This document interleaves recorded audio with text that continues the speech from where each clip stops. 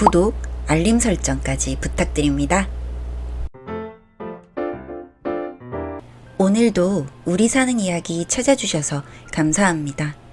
사연자분이 보내주신 이야기 시작해볼게요. 안녕하세요. 전 30대 후반의 남성입니다. 공부하느라 외모를 꾸미지 않은 탓도 있었지만 워낙 술하고 담배를 하느라 피부도 여드름 자국이 많았죠. 집은 어릴 때부터 가난해서 부모님은 임대주택에 사셨고 전 과친구의 소개로 여친을 소개받았습니다. 의대생이라면 다들 그랬듯이 저희 부모님도 신부감에 대해 바라는 게 많으셨습니다. 그런데 예전에 병원 개원을 조건으로 맞선을 봤을 때 암 병력이 있던 여자를 만났던 게 마음에 걸리셨는지 경제적으로 대단하지 않아도 참하고 건강한 여자를 만나라는 걸로 말씀을 바꾸시더군요. 그런데 제 여친은 저하고 대학 동문회, 외모도 좋은데 경제적으로 넉넉지 않은 집이었습니다. 그러자 저희 부모님은 크게 반대를 하셨고 여친은 그때 마음의 상처를 많이 입었습니다. 그래도 제가 고집을 해서 결혼까지 가게 되었고 여친은 힘든 고비를 넘기고 같이 혼수를 벌어 다니고 있습니다. 그런데 결혼식을 올리고 신혼여행을 갔는데 사소한 시비로 크게 다투게 되었습니다. 풀빌라를 갔는데 저는 수영을 전혀 못하는 그야말로 맥주병이었고 아내는 수영선수 저리 가라 할 정도로 수준급이었거든요. 한국에 들어와서 집에 가는 택시에서 내내 말 한마디를 안 섞더라고요.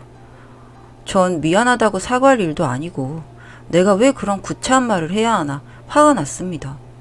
수영을 못한 게 뭐 큰 죄는 아니잖아요? 아마 이게 성격자의 첫 단추였던 것 같습니다. 그 후 얼마 안 되어 전국적으로 병원 파업이 시작되었고 전 전공의 월급을 가져다 주지 못했습니다. 그건 정말 미안한 일이 맞는데 저 혼자 빠지고 병원에 복귀하는 것도 불가능한 일이었습니다. 동료들도 생계 위협을 느끼며 단체 행동을 하는 건데 어쩔 도리가 없는 일이었죠.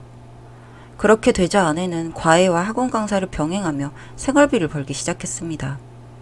다행히 어학연수도 다녀왔고 기본적인 회화는 할 줄 아니까 가장 노릇을 하게 된 거죠. 그 즈음에 가장 서로 사이가 좋지 않아 밥까지 따로 먹었던 것 같습니다.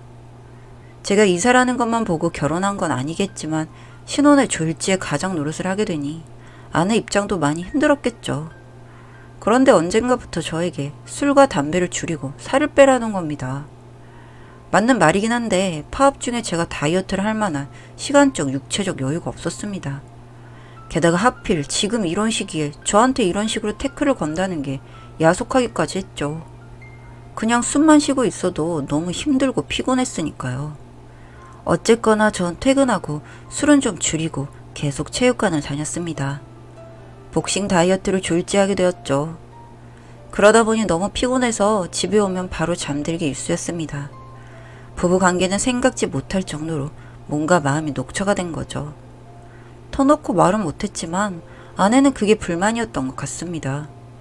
주말에는 더 피곤이 몰려와서 주로 전 침대에만 누워 있었는데 아내는 아예 밖으로 나가서 밤늦게 들어오기 시작했습니다.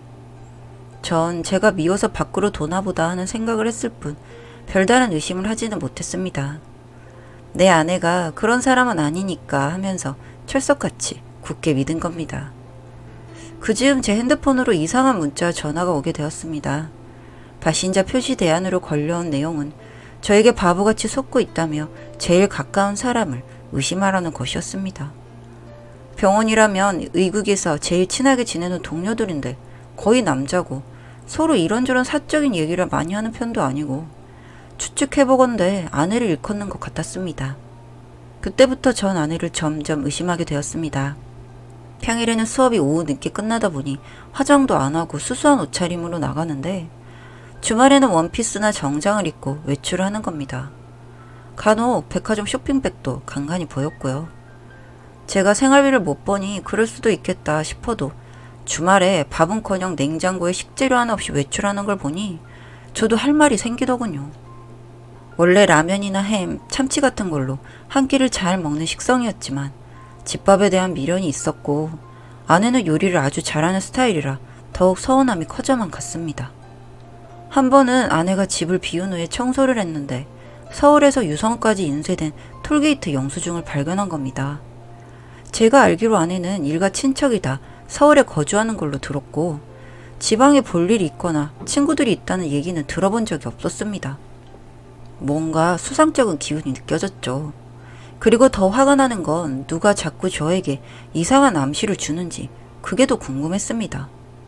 알듯 말듯 더 궁금하게 만드는 그 메시지의 주인이 누굴까 저는 나름대로 추리를 해보았습니다. 분명 저 아내를 아는 사람일 것이란 거죠. 파업이 막바지로 치달으면서 저는 더 바빠졌습니다. 밀려있던 일들을 소화해야 하니 외래 환자도 2배로 늘어났고 전 잠시 그 일을 잊고 있었습니다. 그리고 얼마 되지 않아서 병원에는 이상한 소문이 돌았습니다. 저에 대해 이상한 소리를 하는 환자가 다녀갔다는 겁니다. 뭔가 정신적으로 문제가 있는 사람이겠거니 했는데 들은 바로는 정확한 사실을 얘기하는 것 같았습니다. 하지만 당장의 증거가 없으니 그냥 그렇게 찜찜하게 시간만 보내고 있었습니다. 그러다 파업은 끝났고 전 이제 다시 급여가 나오게 되자 아내에게 일을 그만둬도 좋다고 얘기했습니다. 그러자 약속을 했으니 연말까지는 굳이 하겠다는 겁니다. 알겠다고 하고 대신 주말에 외출은 가급적 줄이든지 같이 나가자고 했더니 그럴 수 없다고 못 박아 얘기를 하더군요. 솔직히 전 기분이 상했고 상실감과 허탈감에 술을 많이 마셨습니다. 그렇게 집으로 돌아왔는데 아내는 이미 나갔고 서재 책상에 낯선 수첩이 있더군요. 거기엔 카이스트라는 글자가 새겨져 있었죠. 그제서야 제 추리가 맞아 들어갔습니다. 톨게이트 영수증이 왜 유성으로 찍혔는지 알 수 있었죠. 전 병원에 출근해서 저에 대해 이상한 소리를 했던 그 환자의 연락처를 찾았습니다. 그리고 포렌식을 전문으로 하는 업체에 발신자 표시 제안으로 왔던 번호를 찾아달라고 요청했죠. 이틀 후 연락이 왔습니다. 그 환자의 연락처와 일치하더군요. 뭔지 모를 배신감에 치를 떨었습니다. 아무리 제가 돈을 못 벌고 가장 노릇을 못해도 그렇지 어떻게 그럴 수 있는지 화가 머리 끝까지 났습니다. 어떻게 할까 고민을 하다가 눈에 보이는 증거가 없으니 전 사람을 붙여서 미행을 하겠습니다. 병원 출근은 해야겠고 일하는 중간에 잡념이란 있을 수 없어 많은 돈을 주고 사람을 고용했습니다. 전 보름이란 시간 안에 모든 증거를 찾아달라고 성금까지 얹어주었죠. 그렇게 시간이 흐르자 결과물이 속속 도착하더군요. 아내는 바람을 피우는 게 맞았고 그 상대는 박사과정을 하고 있는 남자이며 아내와는 초등학교 동창이라는 것까지 밝혀졌습니다. 서로 애틋하게 껴안고 키스하는 사진이 제 손에 들어오자 복수를 하겠다는 마음이 치고 올라왔습니다. 어쨌거나 더 확실한 증거를 찾아야 했으므로 전 아내의 행동에 촉각을 기울였습니다. 그러길 한 달여 어느 날 저는 놀라운 전화를 받게 되었습니다. 제게 그 남자의 누나라는 사람으로부터 만나자는 연락이 온 거였죠. 그 누나라는 여자는 대뜸 저를 보더니 와이프 관리 좀 잘하지 뭐하는 사람이냐고 하더군요. 처음 본 사람에게 이런 예의 없는 말을 들을 만큼 좋은 성격은 아니었는데 이 사람의 연락과 예의 없는 말마저도 증거가 되리라 생각하니 차라리 감사할 지경이었습니다. 그 누나라는 여자가 하는 말은 이랬습니다. 그 남자는 집안도 부유하고 외모도 좋아서 맞선을 보는 중인데 당신 아내는 정신 못 차리고 있다. 맞선 본 여자는 결혼까지 생각하고 있고 내 남동생만 맘먹으면 이 관계는 끝난다.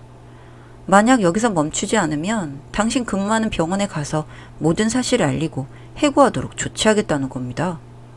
전 정신이 퍼뜩 들었습니다. 아내보다는 이제 절 위해서라도 이 질주를 끝내야 했습니다. 그렇게 마지막을 준비하며 주말에 아내를 직접 미행하기로 했습니다. 역시나 유성까지 내려갔더군요. 정성이 갸륵하기까지 하더군요. 아주 많이 사랑하는구나 싶고요. 기숙사 근처 커피숍에서 기다리고 있다가 현장을 급습했습니다. 아내도 그 남자도 너무나 놀라 멍하니 있더라고요.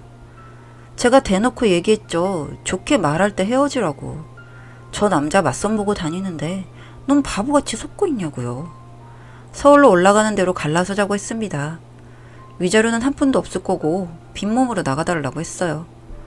멍청한 사람은 아니니 왜 그렇게 해야 하는지는 본인이 더 잘 알 거라고 해줬습니다. 그렇게 전 서울로 가기 위해 차를 가지러 갔고 아내는 울면서 저를 따라오더군요. 그 사랑에 맞이하는 남자와 함께 있을 것이지 저를 따라 나서는 아내가 솔직히 우습더군요. 더 웃긴 건 그 남자는 아내를 잡지도 않았다는 것입니다. 뭔지 모를 자존심까지 상하는 순간이었습니다. 여튼 전 그런 아내를 버려두고 혼자 서울로 올라왔습니다.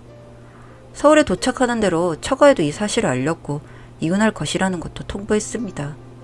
의사 사이 봤다고 좋아하셨던 두 분은 바람을 피운 딸보다도 더 애처롭게 저에게 미안하네, 한 번만 참게 하며 구차한 모습을 보이시더군요. 그럴수록 저야 정이 떨어졌죠. 전 절대 용서할 수 없다면서 죄송하지만 인연은 이게 끝이라고 말했습니다. 그리고 아내에게도 말했습니다. 성질 같아선 위자료라도 받고 싶지만 파업하는 동안에 가장 노릇한 거 생각해서 이걸로 퉁치자고 했습니다. 부디 그 사랑하는 남자와 오래 행복하길 바란다며 비웃어주고 나왔습니다. 이상하게 속이 더 후련하더군요. 그 둘이 잘 될 것 같지도 않고 잘 된다고 하더라도 상관없다고 생각했는데 나중에 그 남자의 누나에게서 문자 하나를 받았습니다. 그 상간남이 예식 날짜였죠. 당연하게도 그 신부란에 적힌 이름은 전 와이프의 이름이 아니었습니다. 아주 인류 호텔에서 성대한 결혼식을 올리려나 보더군요. 저는 그 문자를 전 와이프에게 공유해 주었습니다. 저보다도 일찍 알았을 거라 생각하지만 또 한 번 보고 느끼라는 마음에서 친절히 그렇게 해줬습니다. 주제 모르고 바람을 피우더니 본인만 낙동강 오리알 신세가 된 거죠. 나중에 들려온 소식에 학원 강사하면서 먹고 산다고 하더군요. 저는 현재 열심히 벌어서 제 자신을 위해서 쓰고 살고 있습니다. 고생하는 만큼 넉넉하게 벌고 있기 때문에 또 결혼을 할 것 같진 않네요. 이혼남이 되고 나니 알아서 주변 여자들이 연락을 해오는데 이젠 누군가를 책임지며 살고 싶진 않습니다. 즐겁게 연애나 하며 살려고 합니다. 부디 그 여자는 참회하고 뉘우치고 살기를 바라봅니다. 긴 글 읽어주셔서 감사합니다. 사연은 여기까지였고요. 우리 사는 이야기 시청해주셔서 감사합니다.